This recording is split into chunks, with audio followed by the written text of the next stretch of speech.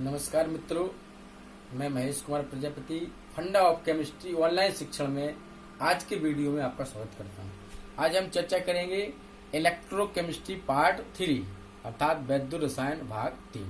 आइए तो शुरू करते हैं। आज के हमारे टॉपिक है इलेक्ट्रोड या अर्ध सेल। नाम से ही पता चलता है अर्ध सेल माने आधा सेल। क्या डेफिनेशन होती है? जब किसी धातु की छड़ को उसके अपने ही लवण के विलयन में डुबोते हैं तो यह उपकरण इलेक्ट्रोड या अर्धसेल कहलाता है। जैसे कॉपर की छड़ और कॉपर सल्फेट के विलयन में ही उसको हम डुबोते हैं तो यह उपकरण इलेक्ट्रोड या अर्धसेल कहलाता है, आधा सेल। और इससे जो उत्पन्न विभव होता है उसे इलेक्ट्रोड विभव कहते हैं। अब यदि इस इलेक्ट्रोड विभव में हम मानक शर्तें अप्लाई कर देते हैं, 25 डिग्री सेल्सियस ताप, 1 वायुमंडल दाब, 1 मोलर सांद्रता का विलयन, तो इसे मानक इलेक्ट्रोड विभव कहते हैं। इलेक्ट्रोड विभव का संकेत ई है और मानक अगर हम लगाते हैं तो स्टैंडर्ड यहाँ आ जाता है। अब ये मानक इलेक्ट्रोड विभव आ गया। प्रश्न प्रायः पूछा जाता है मानक इलेक्ट्रोड विभव किन कारकों पर निर्भर करता है? तो हम कह सकते हैं ताप 25 डिग्री सेल्सियस, दाब 1 वायुमंडल और सांद्रता 1 मोलर तथा धातु की प्रकृति, धातु कितनी जल्दी इलेक्ट्रॉन छोड़ती है। तो ये हमारे इलेक्ट्रोड और इलेक्ट्रोड विभव। अब यदि सेल क्या होता है, दो इलेक्ट्रोड आपस में कनेक्ट हो जाए, अर्थात देखिए आप सेल जिस विलयन में 2 इलेक्ट्रोड होते हैं या 2 पृथक इलेक्ट्रोडों को लवण सेतु द्वारा जोड़ दिया जाता है तो उस उपकरण को हम सेल कहते हैं। घरेलू परपथ होता है हमारा। सेल 2 प्रकार के होते हैं मित्रों, प्राथमिक सेल और द्वितीयक सेल या बैटरी। प्राथमिक सेल को हम लोग शुष्क सेल, डेनियल सेल, वोल्टीय सेल तमाम नामों से पहचानते हैं और इसका मूल जो होता है प्राथमिक सेल का वो समझाने का प्रयास कर रहे हैं। वह सेल जिसमें रासायनिक ऊर्जा को विद्युत ऊर्जा में परिवर्तित किया जाता है प्राथमिक सेल कहलाता है। अर्थात इस सेल में रासायनिक लेई होती है। जब हम सर्किट पूरा करते हैं इस सेल के धन ध्रुव को धन ध्रुव से जोड़ दिया जाता है, ऋण ध्रुव को ऋण ध्रुव से जोड़ दिया जाता है। तो इस प्रकार से ये सेल में केवल एक बार ही ऑक्सीकरण अपचयन रिडक्स क्रिया होती है और सेल का विभव धीरे धीरे शून्य हो जाता है। इसको पुनः आवेशित नहीं किया जा सकता, इसीलिए इसको प्राथमिक सेल भी कहते हैं। जैसे पुरानी पद्धति में हम लोग आज घड़ी के दीवार घड़ी के सेल हैं, हमारे हैंड वॉच के सेल हैं, रिमोट के सेल हैं, ये अनचार्जेबल सेल होते हैं, इनको प्राथमिक सेल हम कह सकते हैं। ठीक है। द्वितीयक सेल वो होते हैं चार्जेबल, जिनको इनमें कई बार ऑक्सीकरण अपचयन की क्रिया संपन्न होती है। बैटरी जैसे इन्वर्टर की हम लोग करते हैं। अर्थात वह सेल जिसमें विद्युत प्रधारा प्रवाहित करने पर रासायनिक क्रिया संपन्न होती है वह द्वितीयक सेल या वैद्युत अपघटनी सेल कहलाता है। जैसे सीसा संचायक सेल है, ठीक है, लेड सेल है। इसमें क्या होता है, विद्युत अपघटनी सेल का धन ध्रुव एनोड कहलाता है और ऋण ध्रुव कैथोड कहलाता है।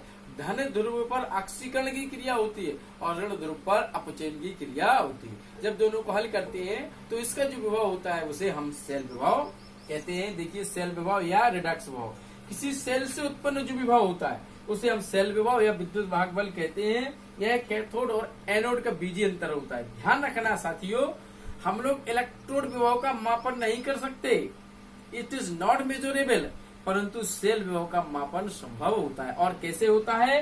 किसी सेल का मानक सेल विभव वो मानक अपचयन विभव और मानक ऑक्सीकरण विभव का डिफरेंस होता है।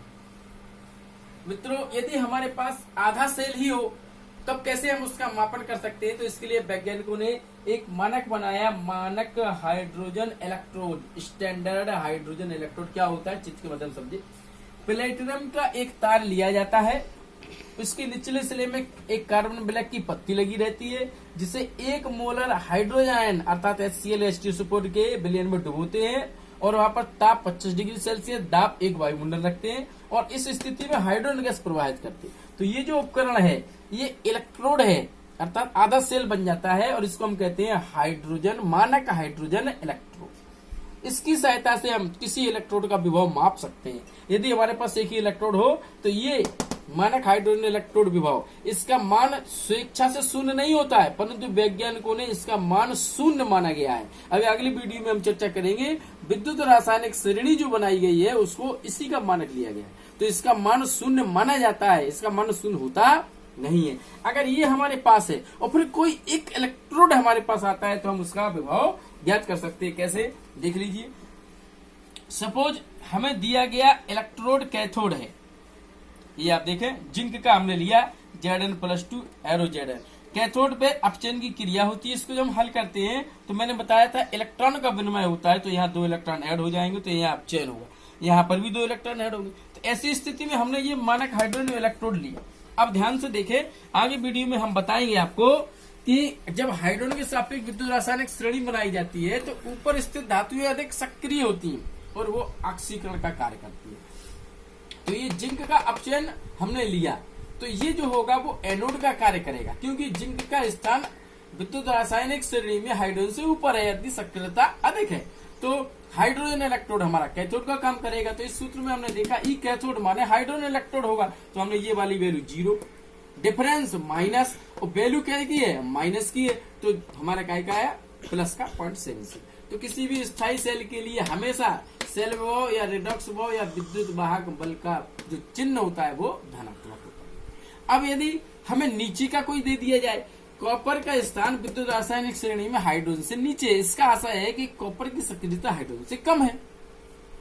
अब कॉपर दिया गया है और हमने हाइड्रोजन यहां से लिया, तो जाहिर सी बात है अब हाइड्रोजन ऊपर स्थित है तो ये एनोड का कार्य करेगा और कॉपर नीचे स्थित है इसलिए ये कैथोड का कार्य करेगा। तो हम जब वैल्यू रखते हैं देखिए इसी सूत्र में, तो कॉपर कैथोड का कार्य करेगा तो कॉपर का विभव प्लस का 0.34 पहले रखा गया माइनस, और ये हमारा 0 यहाँ एनोड का कार्य करेगा तो प्लस का 0.34 ही आता है। तो दोनों स्थितियों में हमने आपको देखा कि केवल एक इलेक्ट्रोड यदि दिया जाता हाइड्रोजन से ऊपर का होगा तो हम हाइड्रोजन की वैल्यू से उसको माइनस कर देते हैं, और हाइड्रोजन से नीचे की धातु होगी तो हम उस धातु के धनात्मक मान से माइनस कर देते हैं। इस प्रकार हमें सेल के विभव प्राप्त हो जाते हैं जो कि हमेशा धनात्मक होते हैं। अब मित्रों आने वाले सेशन में हम इसी को जारी रखेंगे और 2 इलेक्ट्रोड हमारे पास होंगे, जैसे एक जिंक का एक कॉपर का, तब कैसे हम सेल का निर्माण करेंगे और ऐसे न्यूमेरिकल्स भी आते हैं, इसके न्यूमेरिकल्स को लेकर चलेंगे। बहुत अच्छा हम आपको शिक्षण कराएंगे इस विद्युत रसायन का, तो कैसे विद्युत वाहक बल की गणना करते हैं तो वो हम आपको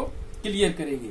इस प्रकार से आज की हमारी शिक्षा में आपको इलेक्ट्रोड या अर्ध सेल आधे सेल का ज्ञान हुआ, और सेल 2 जुड़ जाते हैं आधे सेल तो सेल बन जाता है। कितने प्रकार के, प्राथमिक और द्वितीयक, माने विद्युत अपघटनीय सेल द्वितीयक सेल होता है, चार्जेबल होता है, प्राथमिक सेल शुष्क सेल होता है, अनचार्जेबल होता है, और हमारा सेल होता है तो उसका विभव, इसको रिडक्स विभव कहते हैं। अगर एक ही इलेक्ट्रोड होता है तो कैसे हम उसका विभव मापते हैं, तो उसके लिए एक इलेक्ट्रोड के विभव का मापन मानक हाइड्रोजन इलेक्ट्रोड के द्वारा किया जाता है, तो मानक हाइड्रोजन इलेक्ट्रोड, और ये मापने की हमने पद्धतियां आपको बताई। ठीक है मित्रों, आज के लिए इतना ही पर्याप्त। मिलेंगे नए वीडियो के साथ इसके न्यूमेरिकल पोर्शन के साथ। Thank you.